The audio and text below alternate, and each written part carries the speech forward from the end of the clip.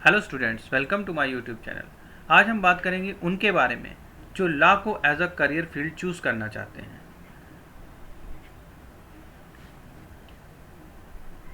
How they will become a law graduate. First and foremost thing ये है कि law graduates कैसे बने। आफ्टर ट्वेल्थ हमने बहुत सारे एग्ज़ाम्स के डिस्कशन करे होंगे, बहुत से एग्ज़ाम्स के डिस्कशन सुने होंगे। ऑल इंडिया लेवल पे जो एग्ज़ाम्स होते हैं, जैसे कि अगर आपको मेडिकल फील्ड में जाना है तो आपको नीट का एग्ज़ाम क्वालिफाई करना होगा। नीट का एग्ज़ाम जो लोग क्वालिफाई करते हैं वो मेडिकल लाइन में जाते हैं। जो आईआईटी इंजीनियरिंग लाइन में जाना चाहते हैं वो जेईई का एग्ज़ाम क्लियर करते हैं, और जो कैट का एग्ज़ाम क्लियर करते हैं, जो MBA as an option choose करना चाहते हैं, वो एमबीए ग्रेजुएट्स बनना चाहते हैं, बिज़नेस में अपनी उनकी स्किल्स हैं, वो जाना चाहते हैं बिज़नेस में, वो कैट का ऑप्शन चूज़ करते हैं। लेकिन लॉ का ऑप्शन चूज़ करने के लिए हमारे पास क्या है एज एन नेशनल लेवल। तो लॉ एज एन करियर, जो लॉयर्स हैं वो अपने बेटों को बहुत ज़्यादा प्रेफर करते हैं कि लॉ को एज अ करियर ऑप्ट करें उनके बेटे। आपने अभी देखा ही है कि जो हमारे चीफ जस्टिस ऑफ इंडिया हैं उनके फादर भी चीफ जस्टिस ऑफ इंडिया बन रहे, और बहुत सारे ऐसी करियर की अपॉर्चुनिटीज़ होती हैं कि लॉयर्स ही अपनी लिगेसी को आगे बढ़ा रहे हैं, और काफ़ी ज़्यादा लॉ फील्ड में लॉ ग्रेजुएट्स ही जाते हैं, और उनके बेटे जो एज एन एडवोकेट इस्टेब्लिश हो गए हैं वो ही लॉ का field as a career choose करते हैं ज़्यादातर, because of it has many benefits. Some of benefits which we know, and some benefits which we give and take from our society. As a law graduate, इनमें से किसी भी graduation में आपने NEET का एग्ज़ाम क्लियर किया तो आप क्या डॉक्टर की after after becoming a successful doctor, what you give, you open your personal. बहुत सारे लोग, एक क्वेश्चन है कि क्या आप सरकारी जॉब के लिए नीट का एग्ज़ाम क्वालिफाई करते हो क्या? आंसर होगा नहीं, because most of the doctors practice, वो सेल्फ प्रैक्टिस करते हैं और they become the famous doctors. बहुत सारे डॉक्टर्स एम्स में भी, डॉक्टर्स एम्स में हो गए, और ये काफ़ी सारे नेशनल लेवल पे, स्टेट लेवल पे जो जिला अस्पताल होते हैं वहाँ पे डॉक्टर्स होते हैं, वो अपना career as a doctor choose करते हैं। तो यहाँ पे मतलब उनके लिए ये कंसर्न नहीं है कि दे will become a government doctor, because उससे ज़्यादा अगर वो अपनी स्किल को इन्हांस करते हैं, उनकी स्किल अच्छी है डॉक्टर लाइन में, तो वो अपना स्किल से ही उनसे ज़्यादा ये है उनका नाम होता है, और वो एज ए नेशनल लेवल पे या अपने स्टेट लेवल पे अपनी पहचान बनाते हैं, और जिससे उनको क्लाइंट या फिर उनके जो मरीज हैं उनके पास आते हैं और उनसे कंसल्टेशन बहुत सारे लोग करते हैं। तो इस तरह से उनका जो है बिजनेस, या फिर कह सकते हैं कि सेवा जो है वो चलती है उनकी, और उन्हें अर्निंग भी होती है उससे। सोशल वेलफेयर भी बहुत से लोग करते हैं। तो इस तरह से डॉक्टर्स का फील्ड हो गया। जेई जैसे जॉइंट एंट्रेंस एग्जामिनेशन, जो लोग आईआईटी वगैरह एज अ करियर चूज़ करते हैं, जो लोग इंजीनियर बनना चाहते हैं वो जेई का एग्ज़ाम क्वालिफाई करते हैं। इसी तरह कैट का एग्ज़ाम करते हैं जो लोग एमबीए करना चाहते हैं वो। तो इसी तरह से जो लोग after twelfth law as an career choose करना चाहते हैं, नेशनल लेवल पे उनके पास क्या ऑप्शन है? तो नेशनल लेवल पे उनके पास ऑप्शन है क्लैट का, कॉमन लॉ एडमिशन टेस्ट। तो ये जो कॉमन लॉ एडमिशन टेस्ट है, क्लैट का एग्ज़ाम है, ये दो लेवल पे होता है। एक तो होता है अंडर ग्रेजुएट, एक होता है post graduate examination. Under graduate examination की अगर हम बात करते हैं, क्योंकि आज हम स्पेशली टॉपिक लेकर के आए हैं कि ग्रेजुएशन करने के लिए हमारे पास क्या ऑप्शन है। कुछ लोगों को नहीं समझ में आता तो सीधे बीए कर लो या बीकॉम कर लो, but they should have their purpose कि बीए या बीकॉम क्यों करें। बीए करने के हमारे ये एम है। जैसे कि एग्जांपल मैं बता देता हूँ कि मैं अपनी कार रिपेयर कराता हूँ, हमारे नुक्कड़ में दुकान है वहाँ से, और जो भाई साहब हैं जो कार रिपेयर करते हैं उनकी सालाना इनकम लाखों में है, 25-30 लाख रुपए सालाना वो टर्नओवर है उनका। और वो पढ़े हैं केवल 5th क्लास तक, पढ़ाई नहीं की है। तो मैं बात कर रहा था कि उसकी अर्निंग जो है वो 25-30 लाख से ऊपर हो जाती है, और सारा पैसा कैश लेता है वो, सारा पैसा कैश में लेता है। 5th स्टैंडर्ड बंदा है, काफ़ी स्किल्ड है, गाड़ियों में कोई भी प्रॉब्लम हो तुरंत फिक्स कर देता है। तो फिर यार मेरे दिमाग में क्वेश्चन आया कि इतने लोग पढ़ाई कर रहे हैं, इतनी ज़्यादा लोग पढ़ाई कर रहे हैं, कुछ लोग तो बेचारे टेंशन में ही रहते हैं कि सर जॉब क्या लगेगी, कैसे जॉब करूँगा मैं। और ये बंदा 5th स्टैंडर्ड है, पास खाली, ना बैंक में इसका कोई अकाउंट है, ऐसा वो बोलता है। लेकिन मैंने, खैर वो अलग विषय है, इसका पर्सनल है। लेकिन ना कोई किसी तरह की जीएसटी दे रहा है, ना कुछ दे रहा है, पैसे बचा रहा है, सारा कैश में पैसा लेता है। तो फिर कैसे, मतलब इतना बड़ा बिजनेस एंटरप्रेन्योर बिना एमबीए के वो मैनेज कर रहा है। तो एक चीज़ मुझे, जो मेरी पर्सनल एक्सपीरियंस है मेरा, वो एक चीज़ का मुझे है कि जो स्किल आ रही है ना, skill is not based on pressure, it is reciprocal to the pressure. क्योंकि जिस चीज़ में आपका मन लगता है, अगर आप वो काम करते हो तो आपको उसमें प्रेशर फील ही नहीं होता। और जब आप उसको प्रेशर आपको फील नहीं होता तो आपकी स्किल उसमें अप होती है। जब अगर आपकी स्किल उसमें प्लस प्लस होती है तो वो जेड प्लस बन जाती है। और अगर आप स्किल्ड हो गए, आप किसी भी फील्ड में स्किल्ड हो गए, आपने अच्छे से काम किया मन लगा करके, आप स्किल हो गए, तो आप उसके एज एन एंटरप्रेन्योर बन सकते हैं। आप बिजनेस, उस बिजनेस को कम्प्लीटली होल्ड कर सकते हैं। Not only this is an example. ये जो मैं अपने साथ देखता हूँ कि बंदा 5th स्टैंडर्ड है लेकिन मुझसे ज़्यादा, कहीं ज़्यादा कमाता है, 25-30 लाख रुपए ईयरली इनकम है उसकी। So what is has. तो हम क्या करते हैं, हम पहले से ही प्रेशर ले लेते हैं। हमने अगर 12th में as a law career choose किया तो सबसे पहला प्रेशर तो हम ये ही ले लेते हैं, यार हमारी तो लीगेसी लॉ की नहीं है, तो हम लॉ में प्रैक्टिस कैसे कर पाएंगे। फादर या मदर या ब्रदर, कोई ना कोई तो लॉ फील्ड में होना चाहिए जिसे हम जानते हो। ये एक ज़रूरी क्राइटेरिया नहीं है, this is not a mandatory criteria कि कोई ना कोई लॉ फील्ड में होना चाहिए तभी। एक प्रैक्टिस में है, जिनको मैं अच्छी तरह से जानता हूँ, उन्होंने मुझे मेरे साथ शेयर किया कि यार मेरे पास सब कुछ है, नॉलेज है, लेकिन मेरा बेटा नहीं लायक है, मैं उसे ट्रांसफ़र ही नहीं कर सकता हूँ, उसका वो नहीं है, उस नॉलेज को गेन ही नहीं कर सकता है, नॉलेज वो गेन करने लायक नहीं है। लेकिन मेरे पड़ोसी का लड़का जो है, इसने लॉ किया हुआ है, उसको ये बिल्कुल एक्सपर्टाइज है चीज़ों में, और इसके घर में किसी ने लॉ नहीं किया है।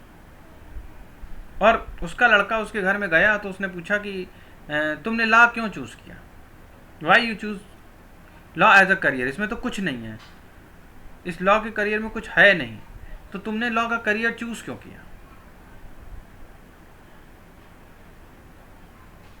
तो उसने बताया कि देखो मैंने इसलिए लॉ का करियर चूज़ किया क्योंकि मुझे ये अच्छा लगता है, मुझे अपनी खुद की प्रैक्टिस करनी है, मुझे किसी कंपनी में किसी बॉस के अंडर में काम नहीं करना है, मुझे अपना खुद का लॉ फर्म खोलना हो इन फ्यूचर में, या मैं एज ए लॉयर खुद प्रैक्टिस करना चाहता हूँ, मेरे खुद के क्लाइंट हों जिनकी मैं काउंसलिंग करूँ और उन्हें मैं सोल्यूशन प्रोवाइड करूँ, और मैं सोसाइटी को कुछ बेनिफिट देना चाहता हूँ।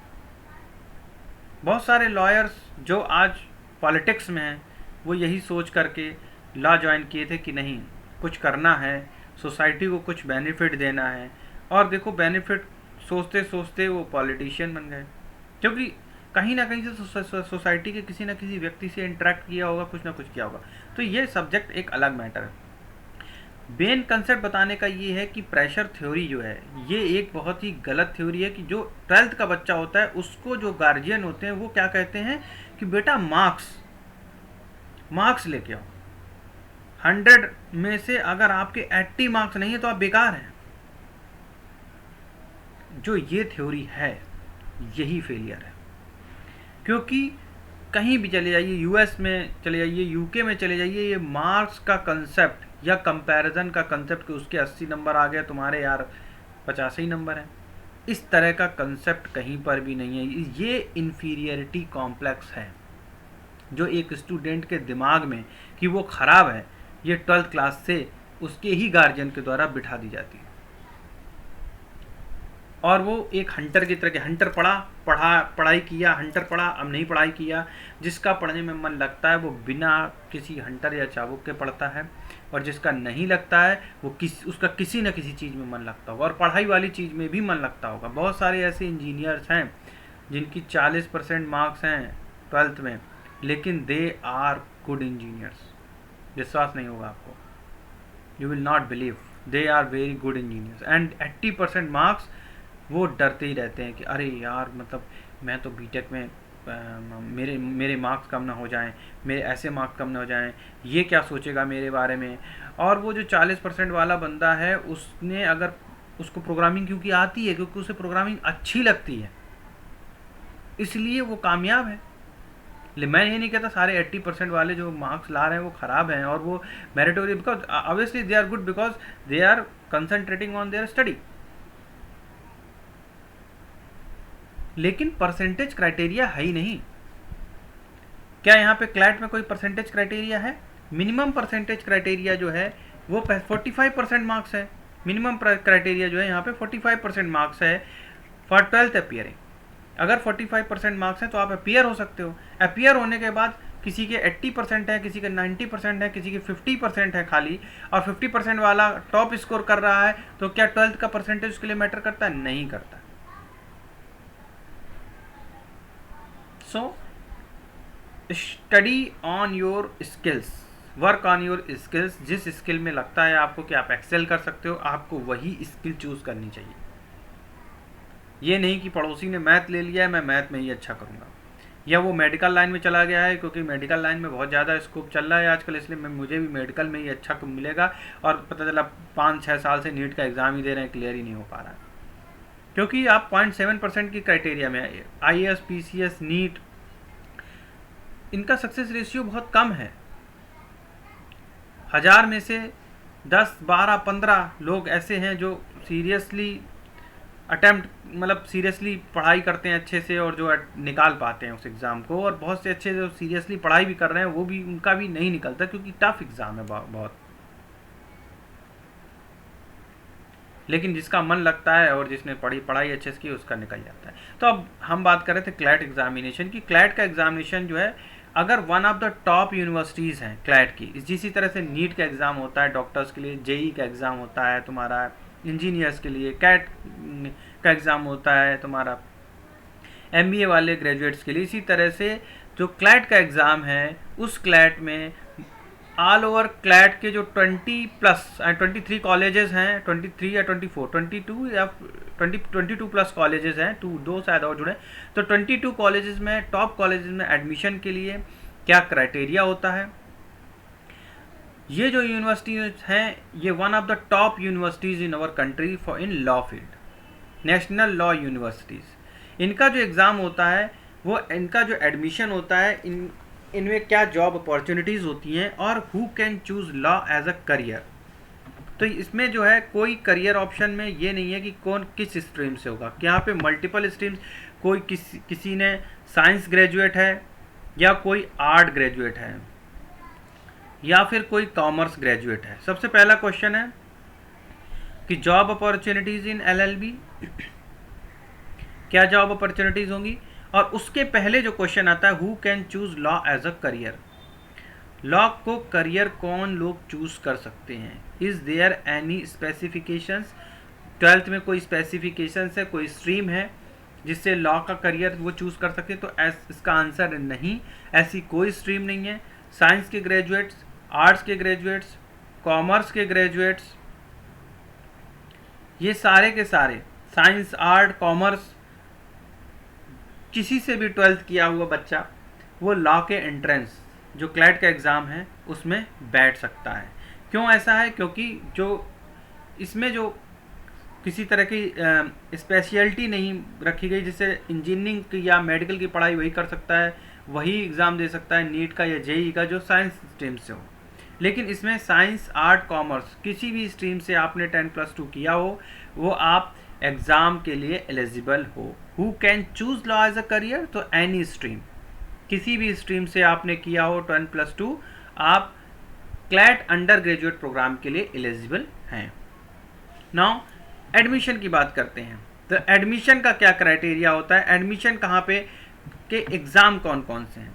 इसमें जो एक एग्ज़ाम है वो क्लैट का एग्ज़ाम होता है, दूसरा national law university Delhi conduct कराती है आईलेट का एग्ज़ाम, और ये एग्ज़ाम आईलेट का एग्ज़ाम जो NLU दिल्ली कराती है वो बिल्कुल नेशनल लॉ यूनिवर्सिटी के लेवल का ही एग्ज़ाम होता है, NLU का ही क्लैट के लेवल का एग्ज़ाम ही होता है।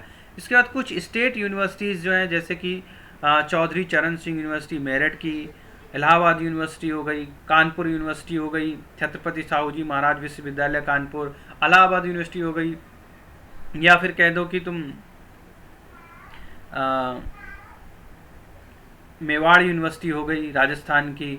तो इस तरह से कई सारी यूनिवर्सिटीज़ हैं जो अपना स्टेट लेवल पे लॉ ग्रेजुएट प्रोग्राम कराती हैं, BA LLB कराती हैं, LLB कराती है। तो इसमें जो क्लैट का एग्ज़ाम होता है वो बेसिकली BA + LLB होता है, क्योंकि ये ग्रेजुएट जो लॉ ग्रेजुएट होता है वो हमेशा LLB जो करेगा वो ग्रेजुएट तो होगा ही होगा। अगर आप डायरेक्ट LLB करते हैं, जो स्टेट यूनिवर्सिटीज़ होती हैं वो डायरेक्ट LLB का प्रोग्राम भी देती हैं, तो उसके लिए सबसे बड़ी 10+2 आपने किसी भी स्ट्रीम से किया हो, प्लस आपने 3 साल का ग्रेजुएशन किया हो, ये तुम्हारा ग्रेजुएशन होता है। लेकिन यहाँ पे जो क्लैट का एग्ज़ाम होता है और या फिर 10+2 किया हो तो उनका होता है तुम्हारा BA LLB का 5 इयर्स इंटीग्रेटेड कोर्स। तो एक होता है डायरेक्ट कोर्स, एक होता है इंटीग्रेटेड कोर्स, इसको होते हैं PG कोर्स, ठीक है, 10+2 + 3 इयर्स ग्रेजुएशन। तो ये PG कोर्स जो होता है यानी कि पोस्ट ग्रेजुएशन कोर्स ही होता है एक तरह से, ये LLB ग्रेजुएशन के बाद ही होती है। तो या तो इंटीग्रेटेड LLB लोग करते हैं जिसमें 5 साल की LLB होती है, सबसे पहले BA एंड LLB, तो BA LLB करते हैं बहुत से लोग। बहुत सी जो अब IIMs हैं, इंडियन इंस्टीट्यूट ऑफ मैनेजमेंट हैं, उन्होंने BBA LLB शुरू किया, BBA LLB, ये भी एक डिग्री है BBA LLB की, जो कुछ IIMs हैं वो कंडक्ट कराते हैं। तो कुछ IIMs BA LLB की डिग्री को कंडक्ट कराते हैं और उनमें सिलेक्शन का जो क्राइटेरिया होता है वो भी क्लैट का स्कोर ही होता है, जो क्लैट में स्कोर आता है उसी का सिलेक्शन क्राइटेरिया इसमें माना जाता है। What are the why we should choose this as a career option? अगर आपको देखो फ़ायदा क्या होता है, एक ने नॉर्मल लॉ कॉलेज से, किसी भी लॉ कॉलेज से, स्टेट यूनिवर्सिटी से, जहाँ पे कोई कंपटीशन नहीं है, कहीं से भी लॉ ग्रेजुएट कर लिया, तो वो किस कैटेगरी में आएगा? वो उस कैटेगरी में आएगा जो मैंने एग्जाम्पल दिया है कि उसके अंदर ये इच्छा होनी चाहिए कि उसे लॉ करना है, उसे स्किल्ड बनना है, he should be A skilled lawyer. तो वो उस कैटेगरी में आएगा। तो वो तो 10+2 + 3 इयर्स ग्रेजुएशन करने के बाद किसी भी स्टेट यूनिवर्सिटी से लॉ कर लेगा और करने के बाद वो अपना करियर खुद चूज़ कर लेगा, अपना करियर खुद बना लेगा, क्योंकि उसके पास टेंशन नहीं है कि उसको गवर्नमेंट एग्ज़ाम क्वालिफाई करना है, सरकारी नौकरी के लिए भाग दौड़ करनी है, नहीं मिल रही है तो रो रहा है, परेशान हो रहा है, ऐसा कुछ नहीं है उसके मन में। उसको क्लियर है कि 10+2 किया, 3 साल का ग्रेजुएशन किया, अब 3 या 4 साल किसी स्टेट बार काउंसिल में जा करके, जहाँ पे किसी स्टेट जो जिला सत्र न्यायालय है कि वहाँ पे जा करके उसको प्रैक्टिस करनी है, किसी भी कोर्ट में जाके प्रैक्टिस करनी है उसको, और प्रैक्टिस करने के बाद किसी भी सीनियर एडवोकेट्स के अंदर प्रैक्टिस करनी है और उसको स्किल अपनी इतनी मजबूत कर लेनी है। या तो ड्राफ्टिंग में स्किल मजबूत कर लेगा, ड्राफ्टिंग में स्किल मजबूत कर लेगा अपनी, कुछ नहीं तो ड्राफ्टिंग में ही मजबूत कर लेगा। वो एक क्लाइंट के पास बैठेगा, दूसरे क्लाइंट के पास बैठेगा, वो जाएगा, उनकी काउंसलिंग करेगा, क्लाइंट की काउंसलिंग करना सीख जाएगा कि कैसे क्लाइंट की काउंसलिंग की जाती है। और अगर क्लाइंट की काउंसलिंग करनी आ गई उसको सही से, तो फिर तुमने चाहे नेशनल लॉ यूनिवर्सिटी से LLB किया हो, BLLB किया हो, या फिर तुमने नॉर्मल किसी कॉलेज से 10+2 प्लस ग्रेजुएट प्लस LLB किया हो, आप अपना रास्ता, अपने अर्निंग का सोर्स ढूंढ लेंगे। लेकिन नेशनल यूनिवर्सिटीज़ में क्या बेनिफिट्स होते हैं? वहाँ पे चीज़ें जो होती हैं वो सीरियस नोट पे होती हैं। जो इन कॉलेजेस में होती हैं सीरियस नोट पे भी होती हैं, लेकिन लोग सीरियस नहीं होते, फिर भी इनका सिस्टम ऐसा है कि ये क्वालिफाई करते हैं। पास होना एक क्राइटेरिया, मैंने कहा ना कि परसेंटेज लाना, पास होना, that is a different thing. और स्किल गैदरिंग करना, किसी को समझना किसी चीज़ को अच्छे से, वो अलग चीज़ है। क्या प्रक्रिया क्या होती है? तो यहाँ पे जो मूड कोर्ट का कंसेप्ट है, मूड कोर्ट का कंसेप्ट लोग समझते हैं, अच्छे से समझाते हैं। बहुत से बड़े बड़े स्किल्ड लोग आते हैं, उनसे लोग मिलते हैं, कहीं ना कहीं के कोई ना कोई, मतलब सॉलिसिटर जनरल हो गए, CJI हो गए, इस लेवल के लोग इनसे इंटरेक्ट करते हैं। तो इनसे मिलना, इनका एक्सपीरियंस गैदर करना, एक अलग लेवल का कॉन्फिडेंस आता है। इंटर्नशिप मिल जाती है बड़े आराम से, नेशनल लॉ यूनिवर्सिटी से किया है, बहुत आराम से इंटर्नशिप मिल जाती है। बड़ी बड़ी लॉ फर्म जो है इंटर्नशिप देती हैं, during the LLB BLLB internship मिलती है। काउंसलिंग करना सीख जाते हैं बहुत अच्छे से, काउंसलिंग ड्यूरिंग प्रैक्टिस ही इनको काउंसलिंग करने बताया जाता है। बहुत सारे वर्चुअल सिनारियोज दिए जाते हैं कि आप काउंसलिंग ऐसी करनी है, वैसे करनी है, लीगल एडवाइसेस कैसे क्या देना होता है, सारे जो लॉ है उसके अलावा मेडिएशन करना, मतलब मध्यस्थता करना। कई सारे ऐसे होते हैं आउट ऑफ कोर्ट सेटलमेंट करना चाहते हैं, नहीं है, आर्बिट्रेटरी मैटर होते हैं, उनको मध्यस्थता कराते हैं लोग। तो इस तरह का अगर कोई नॉलेज गेन करना चाहता है, या फिर इस तरह की नॉलेज गेन करने के बाद बहुत सारे सेमिनार, आउटर विजिटिंग होती है, इंटरनेशनल विजिटिंग होती है। तो इस तरह से ये लोग जो नेशनल लॉ यूनिवर्सिटी से करते हैं, ये ऑलरेडी बहुत स्किल्ड निकलते हैं यहाँ से। तो इनकी पैकेजिंग के बारे में कह दो, किसी भी लॉ फर्म में पैकेजिंग ले लो, या फिर कॉरपोरेट में ले लो, कॉरपोरेट लॉयर के टर्म्स में ले लो, या फिर एज ए सेल्फ ये भी प्रैक्टिस करना चाहते हो, तो भी ये स्किल्ड होके ही वहाँ से निकलते हैं। और काफ़ी अच्छा नॉलेज होता है इनके पास, और वही चीज़ है कि स्किल्ड हैं, इसलिए इनको कोई टेंशन नहीं होती है।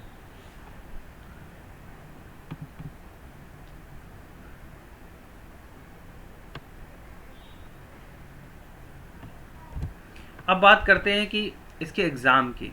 तो इसका एग्ज़ाम ईयरली बेसिस पे होता है, हर साल इसका एग्ज़ाम होता है, नेशनल लेवल का एग्ज़ाम होता है। क्वेश्चन इसमें सारे ऑब्जेक्टिव पूछे जाते हैं। 150 मार्क्स का पेपर होता है इसका, और इसका रिज़ल्ट बड़े जल्दी आ जाता है। 7 से 15 दिन के अंदर इसका रिज़ल्ट डिक्लेयर हो जाता है। 7 to 15 डेज़ के अंदर इसका रिज़ल्ट डिक्लेयर हो जाता है। नेशनल लेवल का एग्ज़ाम है, ऑब्जेक्टिव पेपर होता है, 1 से 2 हफ्ते के बीच में इसका रिज़ल्ट आ जाता है। अगर एलिजिबिलिटी की बात करें, क्या एलिजिबिलिटी है इसमें? कोई अपर एज इसकी लिमिट नहीं है, अपर एज लिमिट कोई नहीं है। 10+2 किया हुआ बच्चा है वो एग्ज़ाम दे सकता है। जनरल जो इसमें कैटेगरी है, 45% मार्क्स जो हैं वो जनरल कैटेगरी के लिए और OBC कैटेगरी के लिए है। लेकिन जो शेड्यूल कास्ट के लोग हैं उनको छूट मिली हुई है, उनको 40% मार्क्स में ही उनको एग्ज़ाम में बैठने दिया जाता है। अब बात करते हैं, अगर किसी के मेरिट बन रही है और किसी इक्वल मार्क्स आ गए, तो इक्वल मार्क्स के केस में जो इनके सब्जेक्ट होते हैं, तो उसमें एक लीगल एप्टीट्यूड सब्जेक्ट होता है। तो लीगल एप्टीट्यूड का मार्क्स देखा जाता है। लीगल एप्टीट्यूड में अगर मार्क्स सेम आए तो फिर एज देखी जाती है, किसकी एज ज़्यादा है, और जिसकी एज ज़्यादा होगी उसको प्रेफरेंस दिया जाएगा। अगर इन दोनों में मर्ज कर गया तो फिर ड्रॉ ही करना पड़ेगा, और क्या करना पड़ेगा। तो फिर ड्रॉ के थ्रू किसकी किस्मत आजमाई जाती है। तो ये 2 चांस में ही लगभग 99% हो जाता है, तीसरे चांस का नंबर कम ही आता है। सिलेबस की बात करें तो 2 घंटे का एग्ज़ाम होता है, 150 क्वेश्चन होते हैं, और क्वेश्चन मल्टीपल चॉइस होते हैं। मल्टीपल चॉइस मतलब समझ रहे हो? मल्टीपल चॉइस क्वेश्चंस में आपने, अगर एक क्वेश्चन है उसके 4 ऑप्शन हैं, 4 ऑप्शन में से कोई 3 ऑप्शन भी सही हो सकते हैं, या फिर चारों सही हो सकते हैं, कोई एक ऑप्शन सही हो सकता है। तो यहाँ पे मल्टीपल चॉइस में थोड़ा सा रिस्क होता है गलती का, क्योंकि आप तुक्का मारेंगे, आप एक तुक्का मार के चले आएंगे, या अगर आपको नॉलेज आता भी है, सही से आपने नहीं पढ़ाई करी, तो 1 या 2 ऑप्शन क्लियर कर पाएंगे। लेकिन अगर किसी में 3 ऑप्शन सही हैं तो उसमें आप फंस जाएंगे। तो सिंगल ऑप्शन जो OMR सीट है उसमें मल्टीपल चॉइस क्वेश्चन आते हैं, तो मल्टीपल चॉइस क्वेश्चन में अगर कोई मल्टीपल चॉइस हो सकते हैं, यानी कि एक से ज़्यादा चॉइसेस भी करेक्ट हो सकती हैं। सही क्वेश्चन का 1 मार्क्स है और गलत क्वेश्चन का 1/4 यानी 0.25 मार्क्स कट जाएगा। अब सब्जेक्ट क्या है? सबसे पहला सब्जेक्ट जो है वो इंग्लिश लैंग्वेज का है। इंग्लिश लैंग्वेज जो है वो आती है 25 मार्क्स की। बात करें इंग्लिश की, तो इंग्लिश आती है 25%। इसके बाद आती है तुम्हारी करंट अफेयर्स प्लस जीके। बहुत सिंपल पेपर होता है, ये आता है तुम्हारा 25% का। सॉरी, इंग्लिश शायद 20% की आती है, एक बार कंफर्म कर सकते हैं। इंग्लिश 20% आती है, करंट अफेयर्स 25% आता है। लीगल रीजनिंग, अब ये लीगल रीजनिंग क्या होती है? बहुत सिंपल होती है लीगल रीजनिंग। जिसने आईपीसी अच्छे से पढ़ ली है, थोड़ी बहुत सीआरपीसी पढ़ ली है, थोड़े बहुत सब्जेक्ट जो दिए गए हैं आईपीसी सीआरपीसी के, ये बहुत बेसिक से क्वेश्चन लीगल रीजनिंग के आते हैं और इसकी वेटेज बहुत अच्छी होती है 25%। तो सोचो, अगर जिसने current affairs plus legal reasoning में भी थोड़ा कमाल दिखा दिया, उसका भी मतलब 50% का स्कोर होता है। एंड इसके बाद आता है आपका लॉजिकल रीजनिंग। लॉजिकल रीजनिंग होती है जिसका लॉजिक अच्छा है, लॉजिकल रीजनिंग 20%, जो कि लॉ ग्रेजुएट्स का कम होता है थोड़ा, कुछ का अच्छा भी होता है क्योंकि मैथ से इनका लेना देना बहुत कम रहता है। क्वांटिटेटिव आता है 20%। लेकिन ये मैं बताना चाहता हूँ कि ये जो लॉजिकल रीजनिंग और क्वांटिटेटिव वाला पोर्शन ना 30% का, इसमें से अगर आप थोड़ा बहुत भी सीरियसली प्रिपेयर करें तो 20% बड़े आराम से क्वालिफाई कर सकते हो। लीगल रीजनिंग ऐसा है जो 25 में 25% आप बड़े आराम से कर सकते हैं अगर आपने सीरियस नोट पे स्टडी करी है अच्छी इंस्टीट्यूशन में। ठीक है, तो उसके भी आ सकते हैं। मेरे 2 स्टूडेंट्स का, क्योंकि मैं ज़्यादातर क्लैट की जो होते हैं एग्ज़ाम, उसमें से मेरे 2 या 3 स्टूडेंट्स का अच्छे मार्क्स से हुआ, अच्छा कॉलेज मिला है उन्हें। तो इस बार काफ़ी ज़्यादा उनकी डिमांड पे मैंने ये वीडियो बनाया है कि एटलीस्ट मैं आइडिया दे सकूं, कि उन्होंने बोला है कि सर क्लैट में काफ़ी अच्छा स्कोप है और लोगों को नॉलेज नहीं है, तो आप एक वीडियो इसका बनाइए जिसमें आपको लोगों को क्लैट की पूरी नॉलेज हम दे सकें। तो उनको they were also average students, but वो एक्सेल कर गए। तो इसमें यह है कि यू कैन डू एक्सेल। और कुछ ट्रिक्स हैं, जैसे करंट इंग्लिश लैंग्वेज जो है 20% आती है, लेकिन इसमें जो है थोड़ा सा बिल्कुल कुछ लोगों की ग्रामेटिकल थिंग्स, ग्रामर होती है वो शुरू से अच्छी होती है और कुछ की ग्रामर बहुत ख़राब होती है। वो सोचते हैं कि मेरी ग्रामर अच्छी है लेकिन उनकी ग्रामर बड़ी ख़राब होती है। तो जिनकी ग्रामर ख़राब है यहाँ पे उनका स्कोरिंग पॉइंट बिल्कुल गड़बड़ हो जाता है। नहीं तो उन्हें ग्रामर वो उसको सीरियस लेते नहीं है, पढ़ते नहीं सही से इंग्लिश। तो अगर जिनकी ग्रामर ख़राब है उनको अपने आर्टिकल से शुरू करना चाहिए, और आर्टिकल से शुरू करके एक एक चीज़ अच्छे से करके ये 20% मार्क्स स्कोर करना कोई बहुत कठिन काम नहीं है, बड़े इजीली किए जा सकते हैं। 25% जो current affairs plus other GK है, इसमें बहुत सारे क्वेश्चन बनते हैं और इसका जो एरिया है ये बहुत वास्ट है। लेकिन मेरा एक सजेशन है जो क्लैट के एग्ज़ाम में बैठना चाहते हैं उनके लिए, कि स्पेशली न्यूज़ की जीके बड़ी ध्यान से देखिए। न्यूज़पेपर में जो डेली करंट अफेयर्स है, आजकल जो चैनल आ गए हैं, चैनल भी बहुत अच्छे कुछ लोगों ने चैनल बनाए हैं यूट्यूब पे, वो डेली करंट अफेयर्स के चैनल हैं। डेली करंट अफेयर्स के चैनल वो बुलेटिन टाइप चलाते हैं, जैसे कि जो बड़ी बड़ी आईएएस इंस्टीट्यूट है ये भी डेली करंट अफेयर्स के बहुत अच्छे वीडियोस डालते हैं ये, और बहुत ज़्यादा इन्फॉर्मेटिव मटेरियल होता है, पेपर आपको भी पढ़ने की ज़रूरत नहीं, वो सब सारा मटेरियल जो है कंक्लूड करके पहले से ही आपके लिए पढ़ के वो आपके लिए वीडियो अच्छे अच्छे बनाते हैं। तो उनकी मेहनत को थोड़ा सफल कीजिए, कुछ अच्छे चैनल सब्सक्राइब कीजिए जिससे आपको ये सारी इन्फॉर्मेशन अच्छे से मिल सके। करंट अफेयर्स के वीडियोस मैं भी कुछ टाइम में शुरू करूँगा, तो अगर मतलब रेफरेंस लेना चाहते हैं तो करंट अफेयर्स का हमारे चैनल पे भी आप रेफरेंस ले सकते हैं। तो इस तरह से आपका 100% स्कोरिंग हो जाता है। और यहाँ पर आप देख सकते हैं ये सारे एनएलयूज़ के मैंने पिक्चर्स डाल रखे हैं।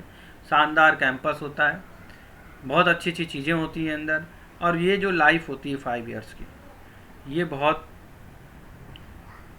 बहुत इंटरेस्टिंग जर्नी होती है। एक तरह से बहुत अच्छा नॉलेज आपको मिलता है। तो मेरा तो सजेशन है कि अगर आप 10+2 किया है आपने और आपको लगता है कि आप साइंस ग्रेजुएट या फिर साइंस में, या फिर आपके अंदर वो स्किल नहीं है कि आप ये IAS या इस तरह की लाइन में आप जाएं, तो फिर आप इसको as a stream as an aim मान करके आप तैयारी करें। और 10+2 के बाद आप क्लैट की प्रिपरेशन करें। और क्लैट की अच्छे से प्रिपरेशन अगर आपने की है तो बहुत ईजीली तो नहीं कहूँगा, लेकिन हाँ इतना टफ नहीं होता है जितना ये नीट का एग्ज़ाम या जेई का एग्ज़ाम होता है। इसमें उससे लेस एफर्ट में आपको क्लैट का एग्ज़ाम आपका क्लियर हो जाता है अगर आपने अच्छे से स्टडी की है। और अगर आपका क्लैट एग्ज़ाम क्लियर हो जाता है तो फिर जो हमारे देश के CGI हैं या फिर जितने भी लोग हैं, ये बार काउंसिल में मेंबर्स हैं, अध्यक्ष हैं, या फिर बड़े बड़े जुडिशरी जो वकील हैं जिनकी एक एक दिन की एक एक हियरिंग की फ़ीस लाखों होती है, करोड़ों होती है, वो सारे बहुत अच्छी अच्छी इंस्टीट्यूशंस। तो एक बेस पॉइंट है, एक बेस है जहाँ से आपको स्टार्टिंग पॉइंट है कि यहाँ आपने मेहनत करी तो आप अच्छे जाएंगे, आप एक्सेल करेंगे ही करेंगे। दूसरी जगह ये है कि आप मेहनत तो कर रहे हैं लेकिन ये गारंटी नहीं है कि आप एक्सेल करेंगे कि नहीं करेंगे, क्योंकि आपका वो जो बेस है वो यहाँ बन जाता है। तो मेरा बेस्ट ऑफ लक है सबके लिए जो लोग क्लैट का एग्ज़ाम में बैठ रहे हैं या जो अब आगे क्लैट का एग्ज़ाम देंगे, इंटरेस्टेड है क्लैट एंट्रेंस एग्जामिनेशन, क्लैट की तैयारी के लिए। अब मैं नेक्स्ट वीडियो में अपना जो PG कोर्स है क्लैट का उसके बारे में इंफॉर्मेशन दूंगा। तब तक के लिए thank you for watching my channel. और अगर आपने अभी तक मेरा चैनल सब्सक्राइब नहीं किया है तो आप मेरे चैनल को लाइक और सब्सक्राइब कर सकते हैं। आपको बहुत अच्छी इन्फॉर्मेशनल वीडियोज़ मैं इसमें डालता हूँ, आपको मिलेंगी। और टाइम टू टाइम मैं अपडेट्स डालता हूँ। क्लैट के एग्ज़ाम LLB कहाँ से करें, कैसे करें, LLB के एग्ज़ामिनेशंस के लिए या फिर LLM की एग्ज़ामिनेशन प्रिपरेशन के लिए कैसे करें, ये सारी वीडियोस मैं अपने ही इसी पोर्टल पे, इसी चैनल पे डालता हूँ। तो अगर आपने अभी तक मेरा चैनल लाइक और सब्सक्राइब नहीं किया है तो प्लीज़ आप उसे लाइक सब्सक्राइब कर लीजिए और अपने फ्रेंड्स के साथ शेयर कीजिए, जिससे कि इन्फॉर्मेशन और लोगों तक पहुँच सके, सभी लोग इसका बेनिफिट ले सकें। तब तक के लिए thank you, thanks for watching us.